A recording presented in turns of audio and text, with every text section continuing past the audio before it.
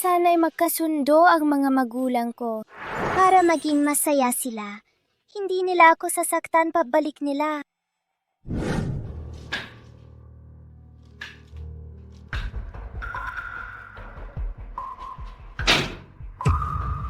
Hahaha. Ang swerte ko ngayon. Hahaha.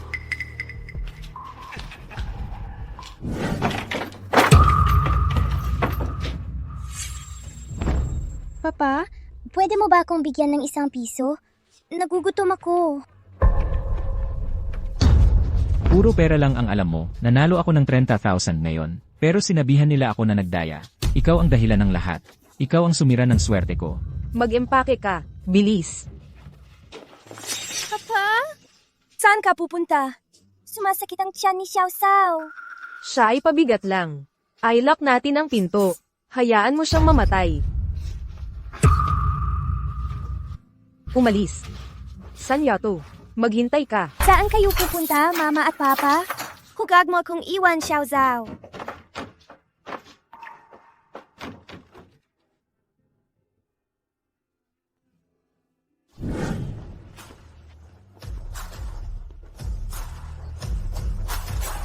Shen Wuqiang, putang ina mo.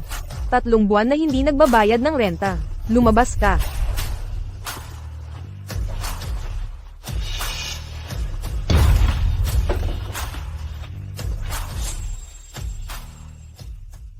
Nasaan siya?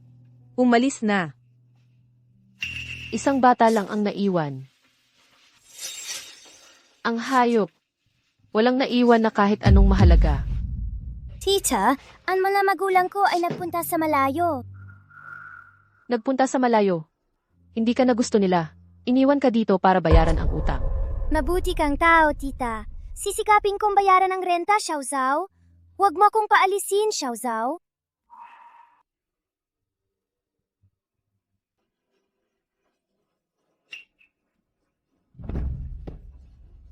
Dapat lumabas ang lanlan. Huwag magpakain ng 3 sa bahay ko. Chen Huihui, Chen Huihui. Ikaw mismo ay nasa peligro. Ano pa ang kabutihan na ipapakita mo? Sige na, para magkaroon ng mabuting karma. Mabuti kang tao, tita. Binigyan mo ako ng pera. Sana'y makahanap ka ng malaking pera sa labas, tita.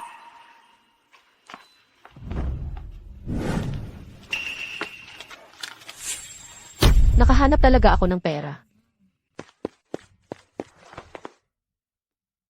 Umalis na. Bakit sumusunod ka pa sa akin? Binigyan ako ng ale ng pera. Magtatrabaho ako para sa ale. Hindi ako papayag sa ganyan. Umalis ka nga sa malayo. Naniniwala ka ba na hahampasin kita? Huwag kang magpanggap dito. Kung hindi ka aalis,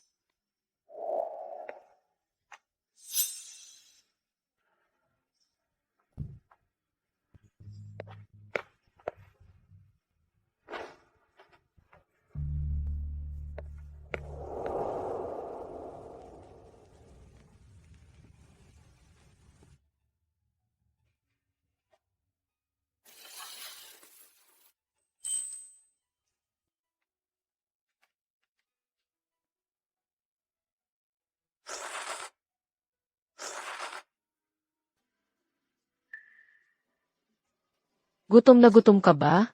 Salamat, ale, sa pagkain. Masarap talaga. Huwag mong isipin na dahil matamis ang salita mo ay makakapit ka sa bahay ko. Kumain ka na. Umalis ka na agad. Salamat, ale, sa pagkain. Sisikapin ni Xiao Xiao na kumita ng pera at ibabalik sa ale. Ay! Puno ng kuto. Nagdumi sa bahay ko. Magbihis ka na agad.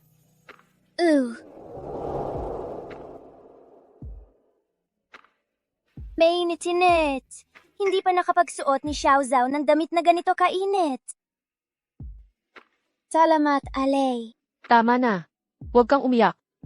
Noong una, ako'y tinapon ng 2 matandang walang kwenta. Sa kalye, hindi ako naging mahina tulad mo.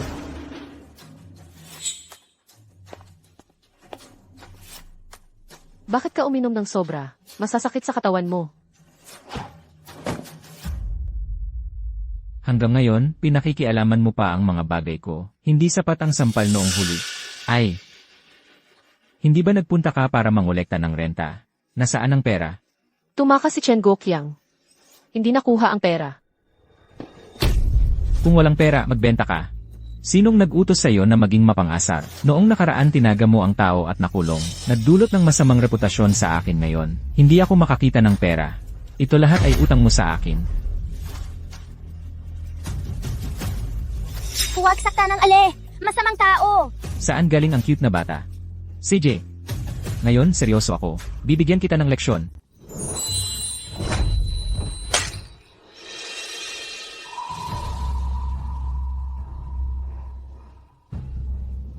Ang ulo ko. Ang kakaiba. CJ, hintayin mo lang. Kung hindi mo ako babayaran sa susunod, bubunutin ko ang ngipin mo.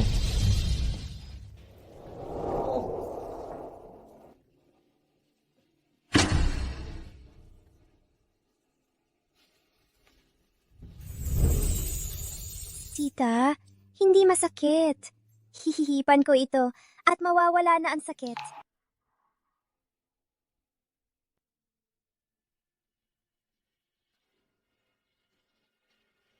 Tama na.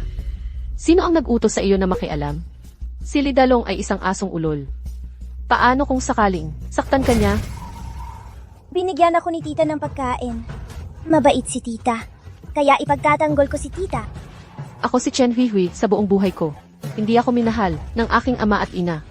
Nakulong ako at tinapon ng lipunan. Isang batang ampun pa.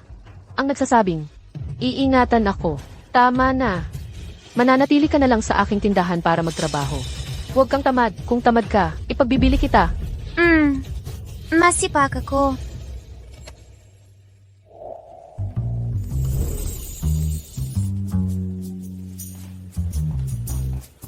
Ate Hui, kaninong anak ito? Ang ganda-ganda naman.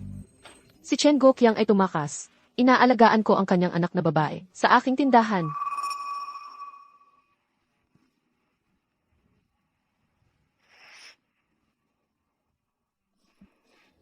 Tumakas si Chen Gokyang. Chen Huihui, narinig kong tinanggap mo ang kanyang anak na babae. Dali-dali mong isuko ang batang babae para makapag-ulat. Ako kay Brother Kyang.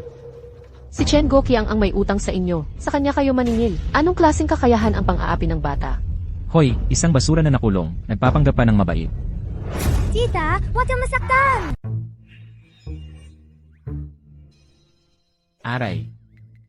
Naputol ang kamay ko. Naputol. May mga Diyos sa taas. Kahit ang Diyos ay hindi makatiis, inaapi mo ang mga ulila at ang kanilang ina. Maghintay ka. Ang bata, ang galing ng bibig mo.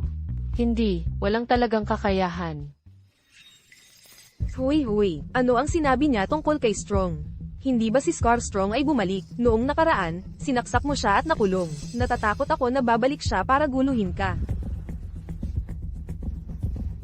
Sa hinaharap kapag nagtatrabaho ako, manatili ka lang sa bahay. Huwag kang maggalaw-galaw. Kunin mo para bumili ng pagkain. Kapag nalaman kong naglakad ka, sasaktan ko ang puwit mo.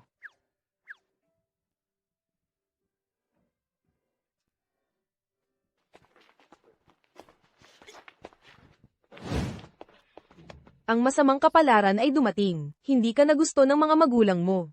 Saan mo nakuha ang pera? Hindi ba ninakaw mo? Hindi ako nagnakaw. Ang mga magulang ko ay naglakbay lang, babalik agad sila. Ang mga magulang mo ay hindi talaga gusto sa iyo. Ikaw ay isang munting kaibig-ibig na walang gustong mag-alaga.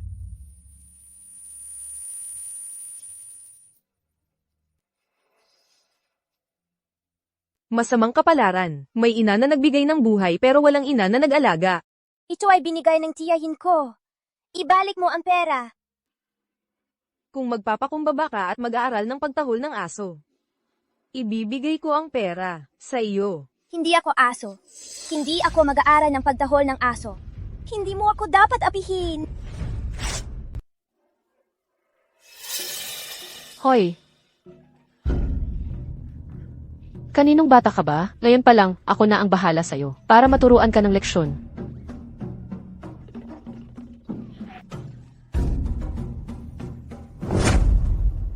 20 piso lang naman yan. Ibigay mo na lang. Pinaghirapan kong kitain yung pera. Hindi pwedeng mawala yan.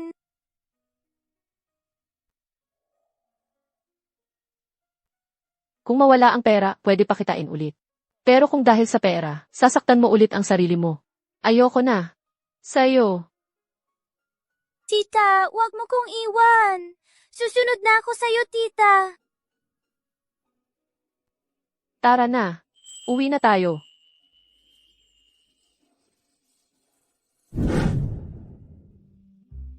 Kumain ka ng marami. Ang payat-payat mo, parang payatot. Salamat, tita. Kumain ka rin, tita. Hindi kita inaalala. Natatakot lang ako baka di ka mabuso at wala kang lakas magtrabaho. Sige na, pasok na ako. Magpakabait ka dito sa bahay.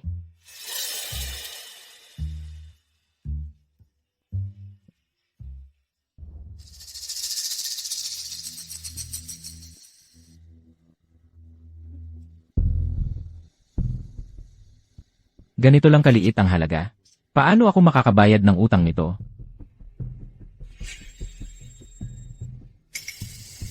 Ikaw ang may kasalanan nito, Salot. Ikaw ang sumpa sa kapalaran ko.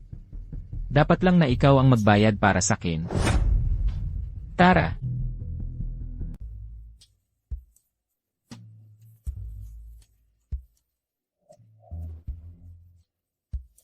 Napakamahal ng isang sirang hair clip.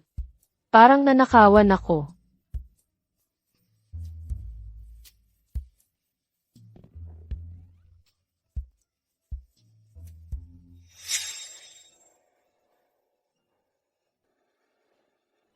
Hindi ko sinadyang bilhin yon para sa kanya. Natatakot lang ako na magtakas siya.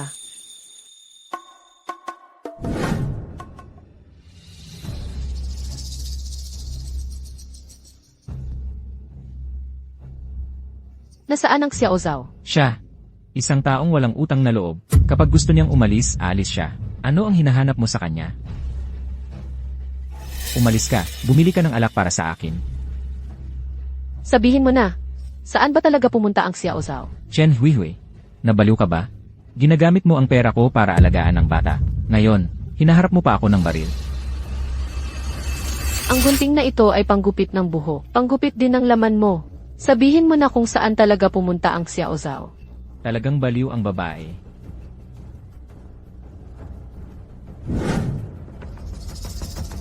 Nagtaka sa mga magulang ng bata. Ipagbibili sa bundok bilang child bride. Kung ano ang kikitain, yun na. Saklolo! Huwag ipabibili ang Xiaozao. Tumahimik ka, kahit ang hari ng langit ay dumating ngayon. Hindi ka rin iligtas. Ano ang nangyari?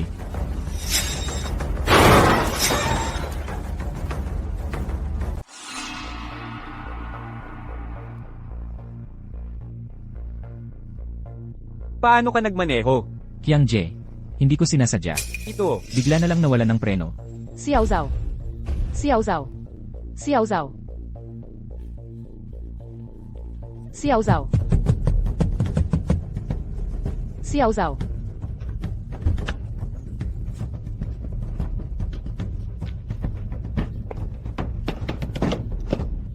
Huwag kang matakot.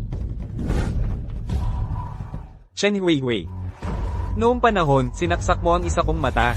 Hindi ko pa hinahanap ang pananagutan mo. Ngayon, ikaw mismo ang nagpakita sa akin. Noong panahon, ikaw, hayop na mas masahol pa sa hayop. Gusto mong gahasain ako. Ako ay nagtatanggol lang. Gahasain? Talagang iniisip mo na ikaw ay babae na may magandang asal? Dito mo pa sasabihin sa akin ng magandang asal? Kung makapagsilbi ka sa akin, iyon ay biyaya para sa'yo. Daw ba Qiang ay mabagsik at malupit? Huwag mo na siyang guluhin. Tara na, umalis na tayo. Mabuti naman at alam mo ang lugar mo. Ngayon, wala akong oras para sa'yo.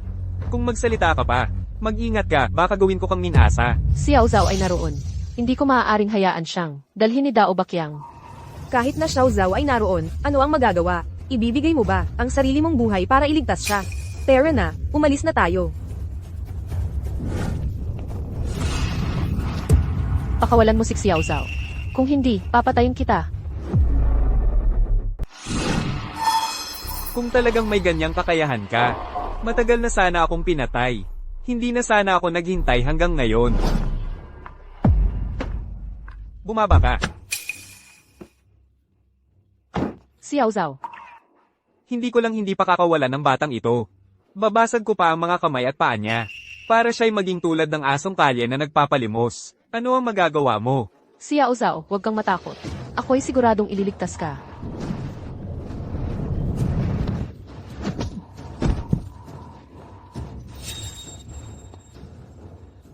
Isang hamak na buhay lang. Sa labas, walang maglilibing sa'yo. Nagmamatigas ka pa sa akin?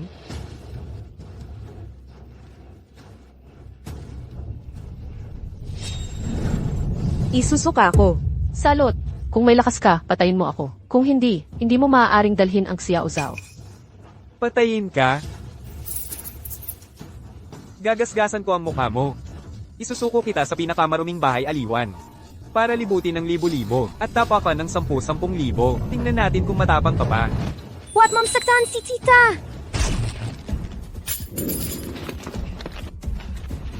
Boss, Ano pang hinihintay mo? Takbo na! Giliw. Hintayin mo ako. Si Scarface, maayos naman. Naging uling dahil sa kuryente. Ang kakaiba nito. Itong batang babae, mayroon kaya talagang kakayahang supernatural. Siguro sobra lang ang iniisip ko. Si Scarface, punong-puno ng kasamaan. Hindi na ito matanggap ng Diyos. hoy, bakit bumalik itong malas na ito? Lidalong, ikaw pala ang nagbenta kay Xiao Zhao. Kay Scarface. Lee Dalong, napakawalan Gia mo. Kung hindi dahil sa palaging luging ito, na pumutol sa aking pagkakakitaan, matatalo kaya ako ng lubusan. Ang pera mula sa pagbenta sa kanya, hindi sapat para sa aking alak. Hoy, bakit bumalik na naman tong malas na to? Lidalong, ikaw pala ang nagbenta kay Xiao Zhao. Kay Scarface Kayang. Lee Dalong, napakagago mo. Kung hindi dahil sa pabigat na to, hindi masasagasaan ang pagkakakitaan ko. Sana hindi ako natalo ng todo. Ang perang nakuha sa pagbenta sa kanya, kulang pa pang inom ko. Tita, si Xiao Zhao ay hindi malas. Huwag ninyong iwan si Xiao Zhao. Lidalong, ikaw mismo ang suga pa sa sugal. Anong kinalaman ng bata? May sinasabi ka bang matinong salita? Chen Huihui, sa mahabang panahon, parang aso ka sa harap ko, nagmamakaawa sa akin. Ngayon, may lakas ka ng sumagot. Ngayon, paalisin mo siya. Maaari pa kitang patawarin sa pagkakataong ito. Panaginip mo yan. Kapag iniwan mo ako, walang magkakagusto sa'yo. Isipin mong mabuti, sa bahay na ito, kung siya ang nandito, ako ang aalis. Kung ako ang nandito, siya ang aalis. Lidalong, tigil na tayo sa pagiging magkasama. Hiwalayan na tayo. Ikaw, hinamon mo ako. Ano ang problema kung sinuntok kita? Ako, Chen Huihui ay bulag, kaya't sumunod ako sa'yo ng maraming taon. Noong natalo ka sa sugal, ako ang naglinis ng kalat mo.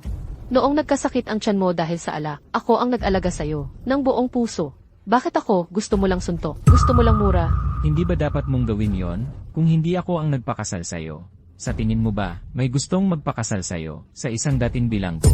May asawa na, naghahalikan pa sa iba. Kung wala kang asawa, ano pa ang mangyayari? Diretso na lang magtayo ng bahay aliwan dito. Huwag kayong magsalita ng masama sa tita. Ang tita ay maganda at mabait. At siya ang nagligtas ng buhay ni Xiao Zhao. Ang tita ay ang pinakamabuting tao sa mundo. Ako at Xiao Zhao. Sa hinaharap, siya ang magiging anak ko. Ang malas na bata, pinabayaan ng sariling magulang. Kung aampon mo siya, iyon ay sinadyang pagpasok sa impyerno. Chen Huihui, sa maraming taon, mura ko ng mura sa'yo. Alin sa mga yon, hindi ka umiyak at lumuhod para humingi ng awa. Huwag kang magmatigas. Basura na mas masahol pa sa hayop. Simula ngayon, kung muling lumitaw ka sa harap ko, papatayin ko ang lahi mo. Ang cute-cute mo. Hindi kita bugbugin ngayon. Sabi ng guro, yung mga mahilig mananakit, kakagatin ng ipis. Ang cute-cute mo. Ano ang sinasabi mo? Bakit sobrang kate?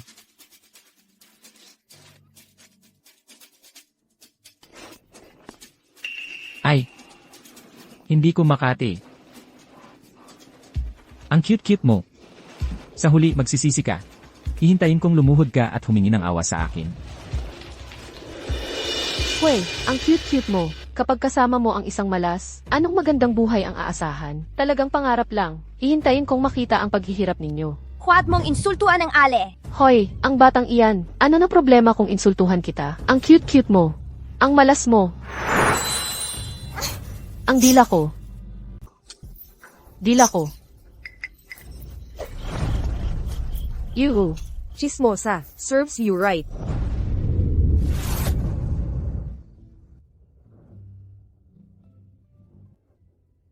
Huwag kang umiyak, tita. Nandito pa si Xiao Zhao.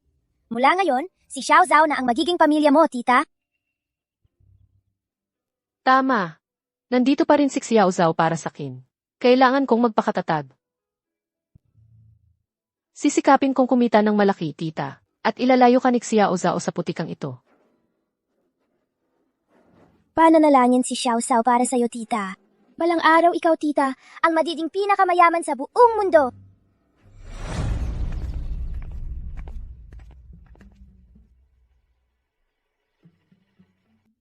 Ate Hui, anong suot mo? Ngayon kasi, mag-aalaga ka na rin ng bata. Dapat mag-ayos ka.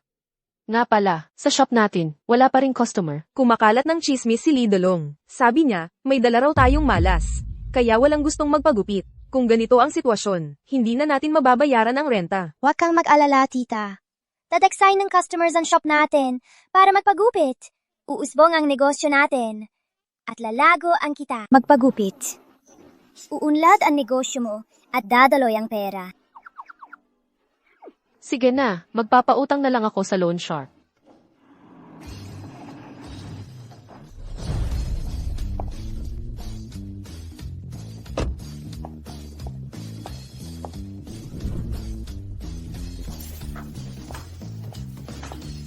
Boss, bilis, magpapaganda ako para sa isang gabi ng handaan. Si Tony na dapat ang gagawa, nabali ang kamay niya. CJ, walang problema. Milan, sampayan mo.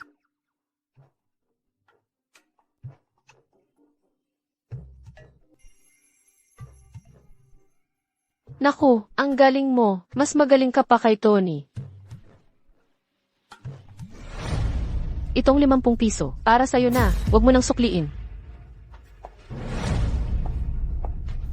Ate Hui, yaman na tayo. 5,000 piso to. 10 araw na kita natin yan. Nanaginip ba ako? Xiao Zhao, kanina mo sinabi, maraming tao ang pupunta sa shop natin. Mahaba ang tila.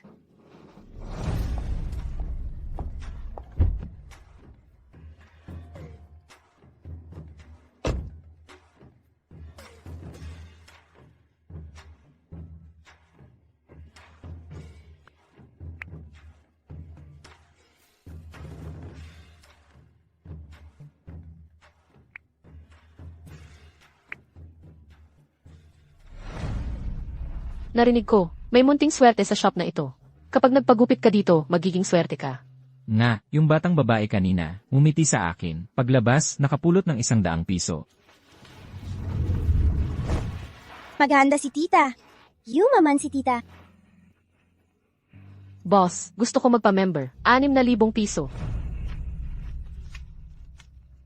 Ate Hui, lumampas na sa 10,000 ang kita natin ngayong buwan. Hindi ko inakala. Ako si Chen Hui ay nagbilang ng pera. Hanggang sa sumakit ang kamay ko, magpapasara ako ngayong gabi. Dalhin ko si Xiao Zhao sa guest. Kain tayo sa KFC! Chen Huihui, nagkamal ng pera kamakailan. Ang renta ng shop ay tataas. Magiging 3,000 kada buwan. Magbayad ka agad. Wang Ji, noong nagkontrata tayo, 1,020 kada buwan. Bakit biglang tumaas ng ganito? Kung hindi mo gagawin, umalis ka. Gagawin na ang lugar na ito. Marami ang gustong kumuha. Kung hindi mo magbabayad ng renta, umalis ka agad. Ang kisame ay babagsak. Hindi na tayo makakapag-stay, tita. Umalis na tayo. Ang bahay ko, matibay talaga. Ang puntod ng pamilya mo ay babagsak. Ang akin hindi babagsak. Ano ang nangyari? Bumagsak talaga. Ang bahay na may butas. Hindi ko na ito kukunin. Tara, tayo na.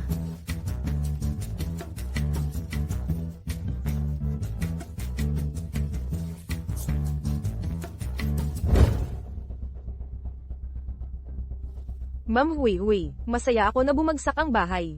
Pero, sa paligid dito, wala nang mga bahay na may tamang presyo, na pwede pang magtayo ng barbershop. Saan natin magtatayo ng barbershop? Xiao Zhao, swerte ka.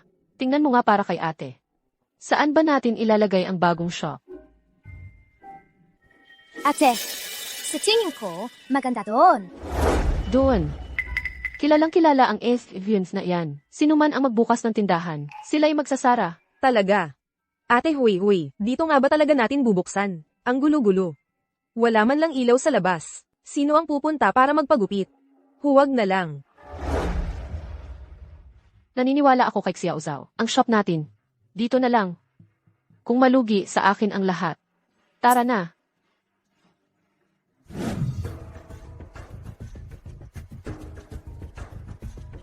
Ate Huy. Nakakatakot dito, ang dilim-dilim.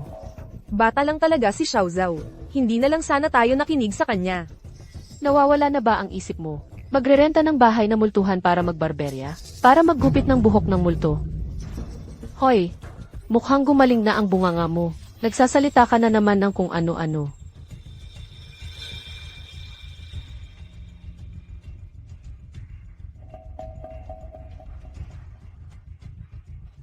Huwag kang maghukay ng basta-basta. Ang dumi-dumi. 8. May something sa ilalim?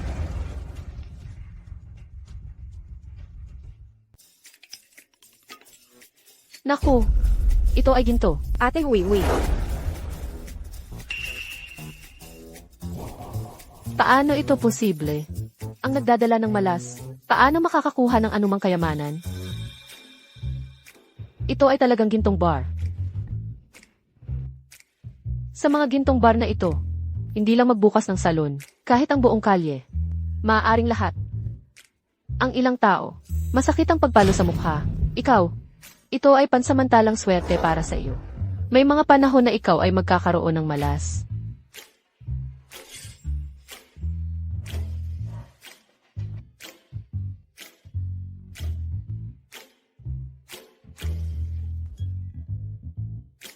Pakiusap, nandito ba ang Ines Chen Hui? Ako ay, Congratulations sa'yo. Ang plano ng lungsod ay bagong naipasa. Ang bakuran na inyong inuupa, magiging pangunahing lugar ng proteksyon ng mga cultural relic. Ang gobyerno ay maglalaan ng pondo, tutulungan kang mag-repair, at bibigyan ka taon-taon, 500,000 pesos na subsidy para sa operasyon. narinig mo? Ito ay tinatawag na, ang magandang kapalaran ay sumisikat. Ang swerte ay dumating, hindi mapipigilan. Paano ito posible? Nag-notify ka ba ng mali? Hindi ako nag-notify ng mali. Ms. Chen, mag-sign ng dokumento. Ang subsidy ay agad na mapupunta sa iyong account.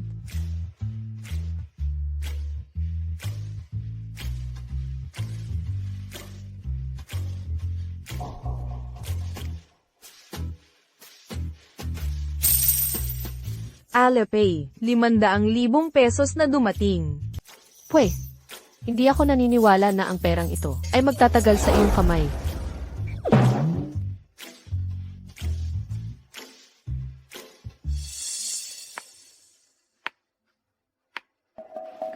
Hahaha, huway. Ay naku, ang yaman mo na ngayon ah. Ako, kamakailan ay medyo hindi swerte sa pera. Pwedeng bigyan mo ako ng kaunting pera. Kapag nakabawi ako, agad-agad kitang babayaran. Lidalong, paano ang mukha mo ay mas makapal pa sa pader ng lungsod? Nakikita mo ba ang nakasulat dito? Lidalong at aso. Bawal pumasok. Huway. Noong araw, ako ay isang tarantado. Sa hinaharap, tiyak na magbabago ako. Kapag sinabi mong pumunta sa silangan, hindi ako pupunta sa kanluran. Hindi na ako iinom ng alak. Hindi na ako magsusugal. Hay! At si Xiao Zhao. Tayong tatlo, tiyak na mamumuhay ng maayos. Sumusumpa ako sa aking yumaong ina. Natiyak na ituturing ko si Xiao Zhao bilang aking sariling anak na tunay. Pinagtatanga-tanga mo ako. Isumpa mo ang nanay mo. Ang pinakamalungkot na bagay para sa nanay mo ay ang pagiging anak mo ng ganitong klaseng tao. Umalis ka. Chen Hui, huwag kang magkunwari dito. Noong una, kung hindi ako ang tumanggap sa'yo, isang ex-convict na illegal, mamatay ka na sa gutom sa kalye. Ang pera mong kinita dapat hati sa akin. Ito ang utang mo sa akin. Masamang tao. Huwag mong insultuan ang auntie ko. Kung hindi Xiao Chao magpapasama sa buhay mo. Ikaw ang nagdadala ng malas. Gusto mo pang sumpain ako? Ano ba ang akala mo sa sarili mo? Sinabi mo na magpapasama sa buhay ko, ay magpapasama.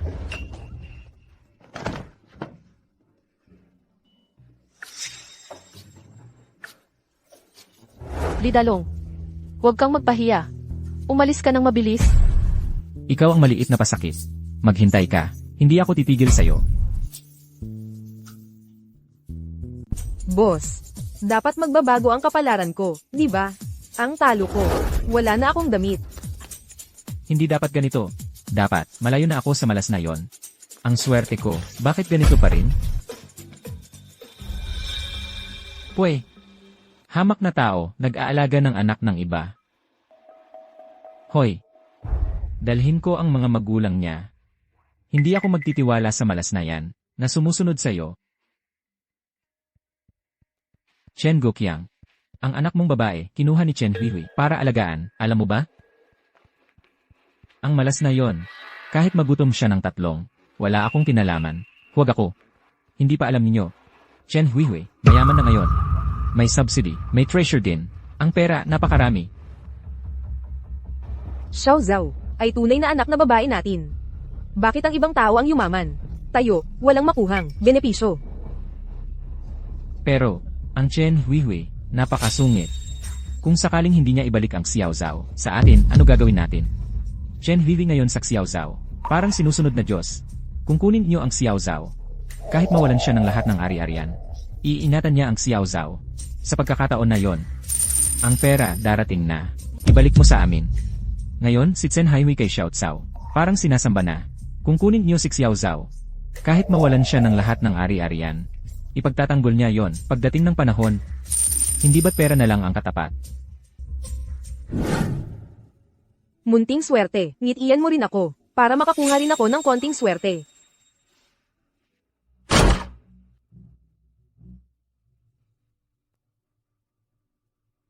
Chen Huihui, anak ko, ibalik mo sa amin.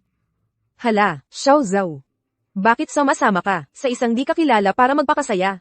Wala ka na bang pakialam sa kalagayan ng mga magulang mo? Munting swerte. Ang dalawang ito, tunay bang mga magulang mo? Tignan niyo, ang babaeng ito. Nakulong siya. Kinuha niya ang aming anak.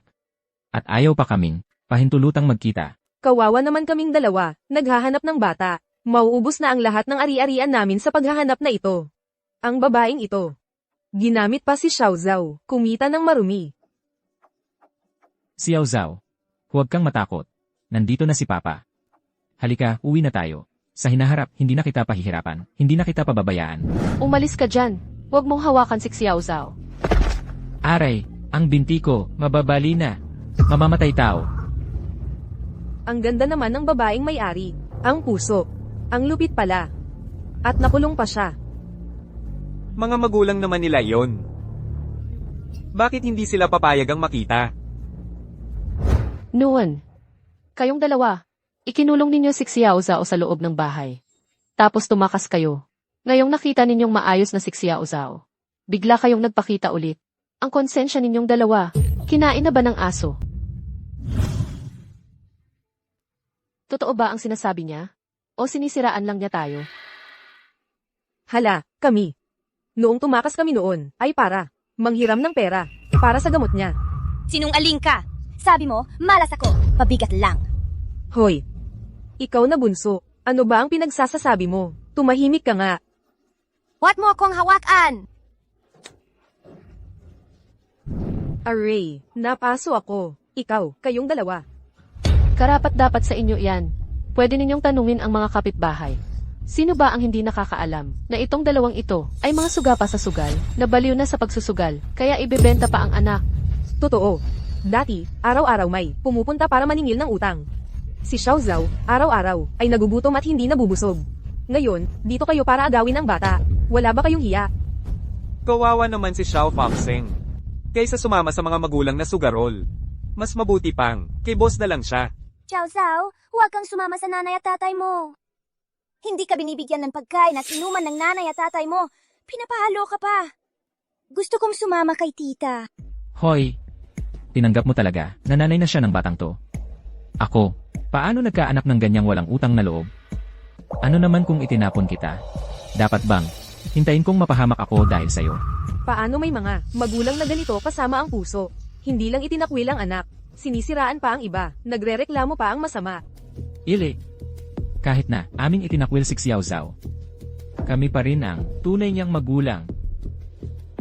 Kung gusto ninyong hindi na kami, makita si Xiao Zhao sa hinaharap. Pwede. Bigyan niyo kami ng 30 milyon. 30 milyon. Parang magnanakaw ang ginagawa mo. Napakalaki ng hinihingi mo. Chen Huihui, ngayon, nagkapera na. 30 milyon. Para sa kanya. Parang maliit lang, kaunting pera. Bakit hindi mo maibigay? Tama nga. Si Xiao Zhao. Pero pinaghirapan kong binuhat, isinilang ko ng 10 buwan. Kung talagang marunong siyang magpasalamat, dapat sumunod siya at kunin ang pera. Kung hindi ibigay, Lanit, maghahain kami ng kaso sa korte. Sisiraan kami ng reputasyon mo. Pagdating ng panahon, Xiao Zhao, kailangan pa ring sumama sa amin. Tama. O kaya, ibigay ang 30 milyon. O kaya, sumama sa amin.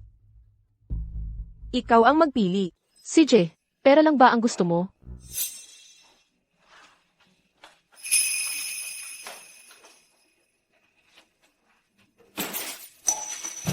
Ito ang pera para sa demolition ng bahay, at ang pera para sa barbershop. Kunin mo ang pera, at umalis ka na. Huwag kang mag-alala, hindi na kami magiging magulang niya. Sa hinaharap siya, anuman ang mangyari sa kanya, wala kami sa kanya. Wala. Kunin mo ang pera. Kapag nagpakita ka pa sa Xiao Zhao, gagapasin ko ang mukha mo. TSK. Huwag kang mag-alala, na-record ko na lahat. Ito ang mga ebidensya. Kahit sa korte, hindi kanya mapapanalo. Talagang, ayaw na ng mga magulang sa Xiao Zhao. Isang laway. Sila, mga basura sila, pera lang ang alam, hindi tao. Huwag kang magalit sa kanya. Laway, Napakawalang hiya talaga. Hindi lang pagtatapon sa anak, gusto pang maningil at mangikil. Umalis ka na. Umalis?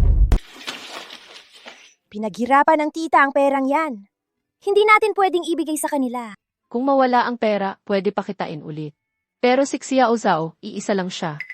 Kahit ibigay sa akin ang pinakamayamang tao sa mundo, hindi ko siya ipagpapalit. TSK. Mga sakim, sabi na nga ni Xiao Zhao, ang perang galing sa masama, mawawasak. Ang pera ninyo, pera yan para sa inyong huling lakad.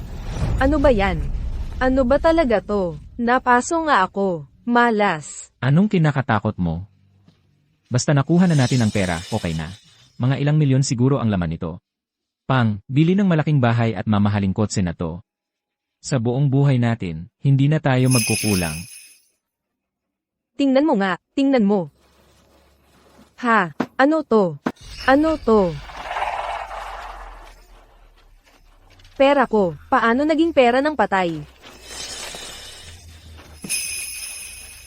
Ito, Impossible. Imposibleng mangyari to. kanina, pera talaga yun. Parang multo ang gumawa, nakakatakot.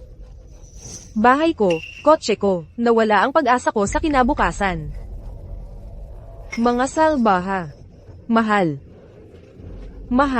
Anong nangyari sa'yo? Mahal, sana'y magdusa kayo. Mga salbaha. Bahay ko.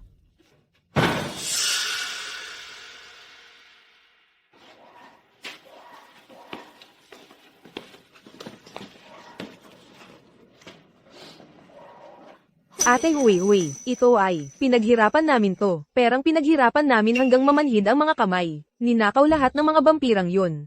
Ngayon, paano na ang puhunan natin para sa tindahan? Kasalanan ko lahat. Kung hindi dahil sa akin, ang pera ni Mama ay hindi sana nanakaw. Wala yon sa'yo. Susuko ka. Huwag kang magbiro. Basta nandyan pa ang galing natin. Nandyan pa ang barbershop. Unti-unti tayong kikita. Makakapagtayo pa rin tayo ng branch. Sabi ko na nga ba, ang batang to ay isang malas. Hirap na hirap tayong kumita. Ngayon, nawala na lahat. Sa tingin ko, sino mang malapit sa kanya ay magkakamalas. Si Xiao Zhao ay hindi masamang kapalaran. Mamang, sigurado matakaroon ka ng malaking pera.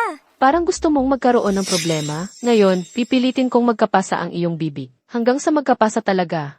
Ano ang problema sa pagiging totoo? Siya talaga ang masamang kapalaran. Nandito ba si Imas Chen Huihui? Ako, ano ang kailangan? Congratulations, Imas Chen. Ang lupa sa lungsod na, sa iyong pangalan, ay kasama sa pagtatanggal. Pumunta ka sa opisina ng pagtatanggal para mag-process ng papeles. Ang kabayaran para sa pagtatanggal ay 3 milyon pesos.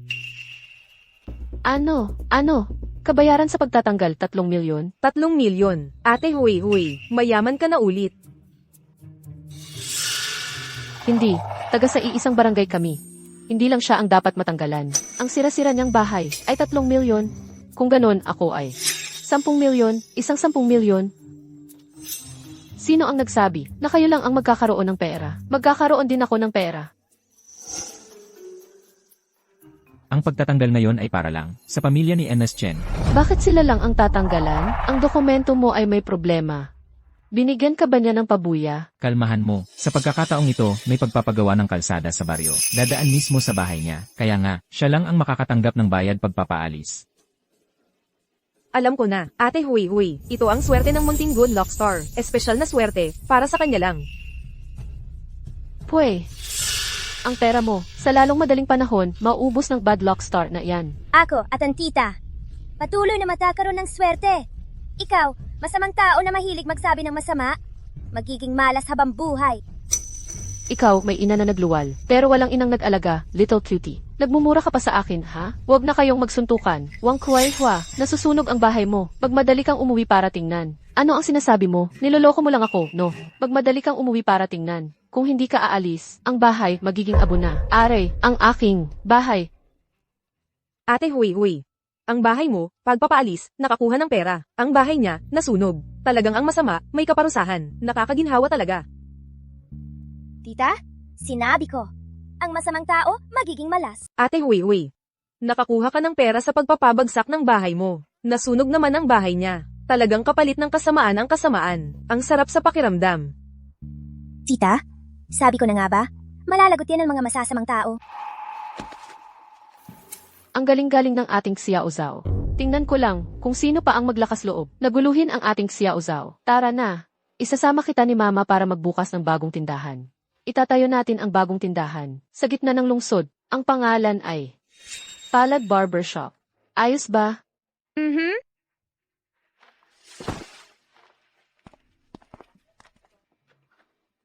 Kuya Kiang, kakalabas mo lang sa ospital. Baka gusto mo munang humanap ng mapagpapahingahan. Pahinga pa more. Ginulangan ako ni Chen Huihui hanggang sa maging ganito ang itsura ko. Ang unang gagawin ko paglabas ay hahabulin siya para maningil. Suportahan mo ako. Hoy, Hindi ba yan yung pasaway? Bakit nasa poster siya?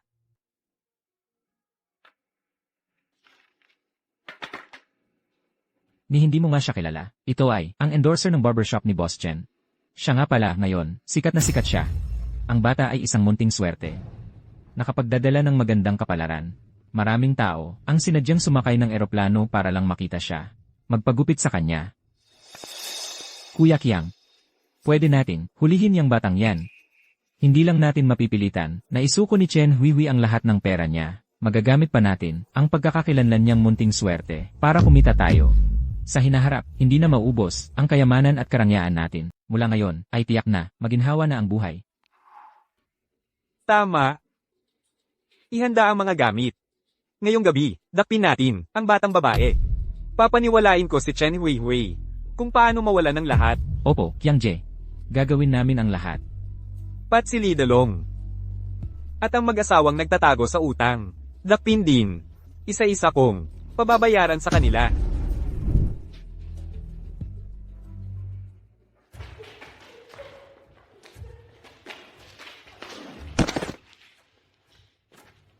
Chen Bokiang, may utang ka sa akin. Tapos tatakas ka? Ang tapang mo ah. Kiang Je, hindi ko sinasadya. Kasalanan lahat ng batang yon kung hindi dahil sa kanya. Paano ako matatalo ng ganyan kalaki? Malas talaga siya. Saan man siya pumunta, dadalhin niya ang kamalasan. Tama.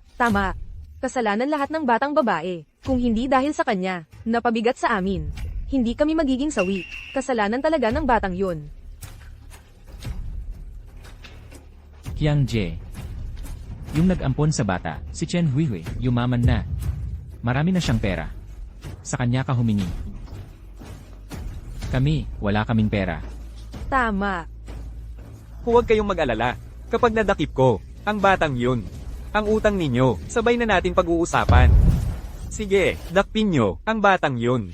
Kapag nasa atin siya, hindi magdadalawang isip si Chen Weiwei na magbayad. CJ,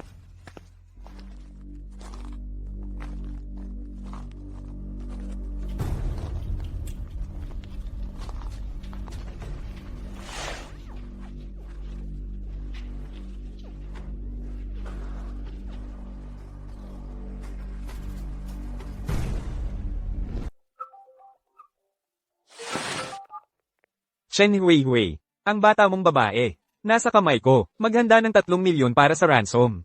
Kung magreklamo ka sa pulis, o kahit na maging late lang, maghanda kang maglibing sa kanya. Hoy!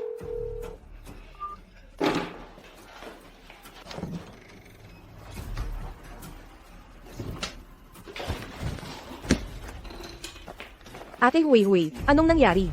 May problema.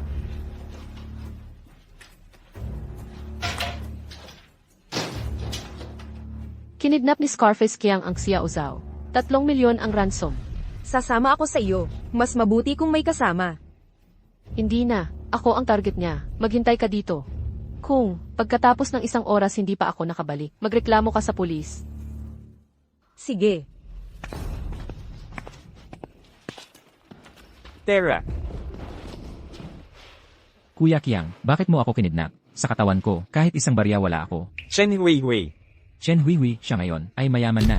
Pakawalan mo ako, pangako ko, papayag siyang magbayad. Tumakas. Kapag natapos na ang Chen Weiwei, susunod ka. Ang utang natin, hindi pa tapos.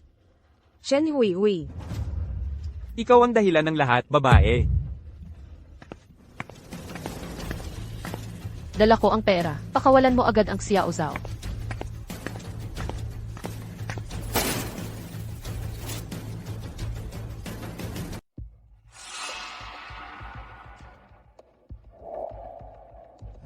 Kuya Kiang, Puro pera at ginto.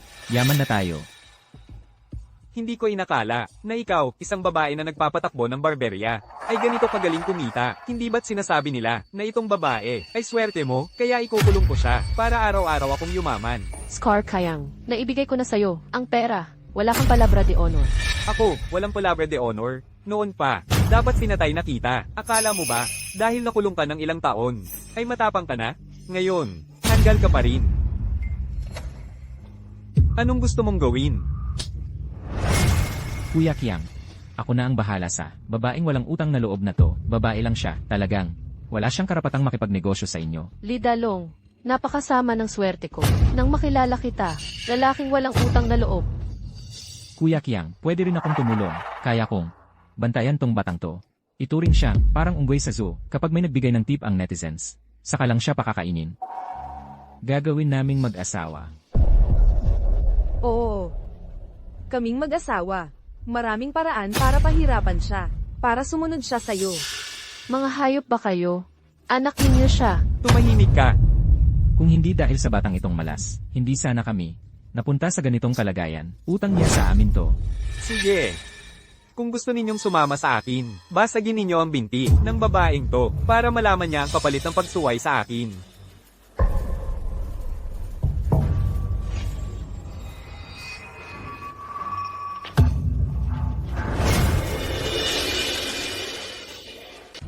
Huwag mong saktan ng tita.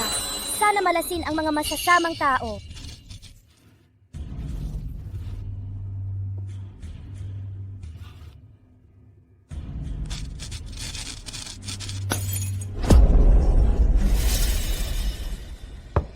Ikaw.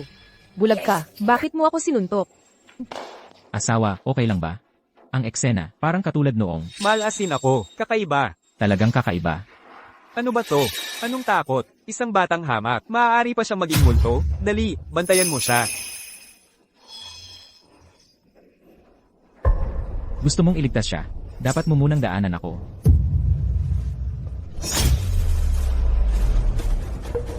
Saksakin ng 3 beses ang babae para matuto siyang mangagat sa akin. Ngayon, babayaran niya ang dugo. Hindi ako naniniwala. Ang masamang hangin ng isang batang hamak, maaari pa itong protektahan siya. Saksakin siya ng 3 beses. Nanay, huwag kang masaktan.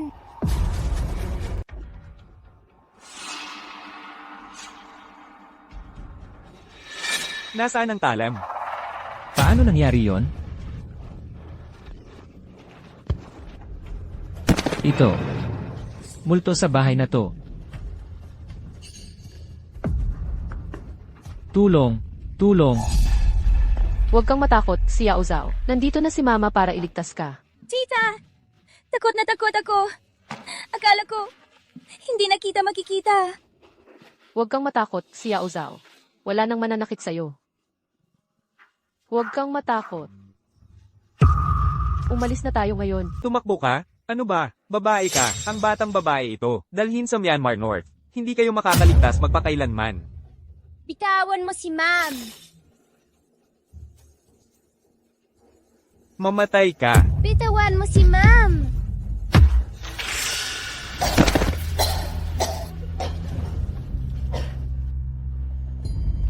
Bah, lalaki, pumunta ka sa impyerno. Si Yao Zhao, tara na.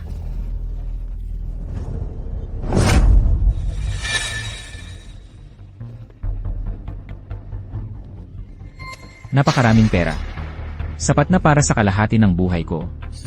Mag-away kayo dito. Ako ang tunay na winner sa buhay.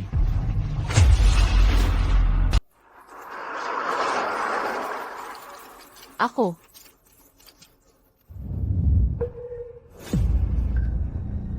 Ate Hui, nakarating na kayo. Hindi ko kayo matagpuan kanina. Agad-agad na tumawag ako sa pulis. Sabi ng pulis, nahuli na, ang Scarface Kiang. Matagumpay na nasumpo ng pulisya ang isang kaso, ng kidnapping at abandonment. Ang mga suspect, mag-asawang Chen Guo Kiang, Lee Dalong, at ang gangster na Scarface Kiang, at iba pa, ay nahuli na ayon sa batas. Sa pagsusuri, mag-asawang Chen Guo Kiang ay matagal na nagmaltrato at nagtapon sa kanilang menor de edad na anak na babae, Xiao Zhao. Pagkatapos, dahil sa pagkahumaling sa pera, isinasagawa ang kidnapping. Ang kanilang mga gawa ay lumabag sa batas. Si Yao Zhao, huwag natin pansinin. Hindi ka nila tinapon. Wala lang silang mata. Wala akong pakialam. Hindi nila ako tinrato ng maayos sa puso ko. Ikaw ang tunay kong mama. Kanina, ano ang tawag mo sa akin? Ikaw ang tunay kong mama. Ay, si Yao Zhao, mahal kong anak.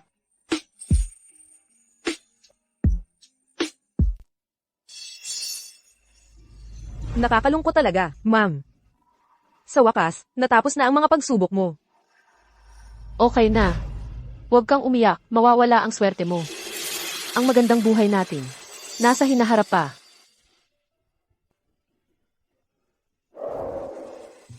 Ipagdiwang ang Fortune Star Barbershop. Bukas ang ika-10 branch nito ngayon. Magpagupit ngayon. Libre lahat. Hindi ko inakala. Noong una, nagsumikap lang si Hihui. Kasama ang anak niya, si Yao Zhao. Ngayon, may 10 branch na. Napakahirap talaga. Ito ay dahil sa si Yao Zhao. Siya ang munting swerte, na nagdala ng swerte sa akin.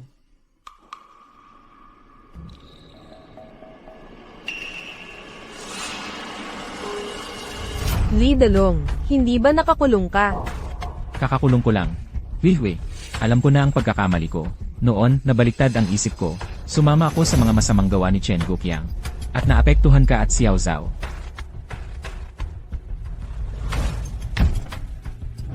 Wilhwe, nakakulong ako. May record ako. Wala akong pera. Kahit pagkain, hindi ako makabili. Pakiusap, maawa ka sa akin. Bigyan mo ako ng pagkain. Noong ginagawa mo ang mga masasamang bagay, bakit hindi mo alam ang pagkakamali? Ngayon humihingi ka ng pera. Bakit ka napakawalang hiya? Noon, sinabi mo may record ako. Walang gustong tumanggap sa akin. Bakit hindi mo naisip ang ngayon? Ngayon, ang masama ay may masamang kapalit. Tama nga, ang ganitong tao ay hindi dapat kahabagan. Noong pinahamak mo, ang Hui at si Yao Zhao. Ngayon ganito ang nangyari sa iyo. Talagang nararapat lang. Ako, lahat ay kasalanan ko.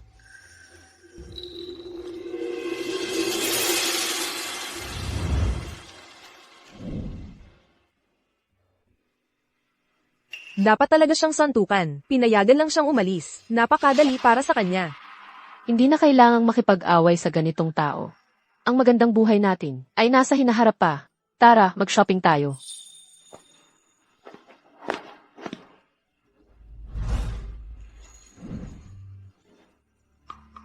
Nanay, tignan mo ang bear. Napaka-cute. Kung gusto mo, bilhin mo. Pero, si Yao Zhao ay nasa elementarya na. Dapat mag-aral ng mabuti. Huwag masyadong maglaro ng laruan. Ate, ang grades ni Xiao Zhao ay napakaganda. Sa hinaharap, magiging top scholar siya. Anong iniisip mo? Tara na.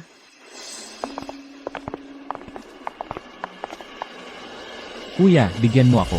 Huwag kang umalis kuya, bigyan mo ako.